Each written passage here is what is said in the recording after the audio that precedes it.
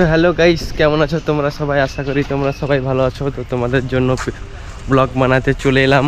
পেজটাকে ফলো করে দাও আর ভিডিওটাকে শেয়ার করে দাও। এখন আছি আমরা কেরালায় আমরা এখানে কাজ করি আর তোমাদের জন্য ভিডিও বানাবো ভাবছি। একটা ছোট্ট গ্রামের ভিতরে এসেছি আজ কাজে। তো যেই স্ক্রিনশটটা দেখতে পাচ্ছ, এটা আমার আগের চ্যানেল ছিল। এখনও চ্যানেলটা আছে, কিন্তু এটাতে আর ভিডিও আপলোড করি না। কারণ হচ্ছে এই যে চ্যানেলটা, এটা হলো রিউজ কন্টেন্ট চলে এসেছে। মানে এটা ঠিক করা যাবে কি সেটা জানি না।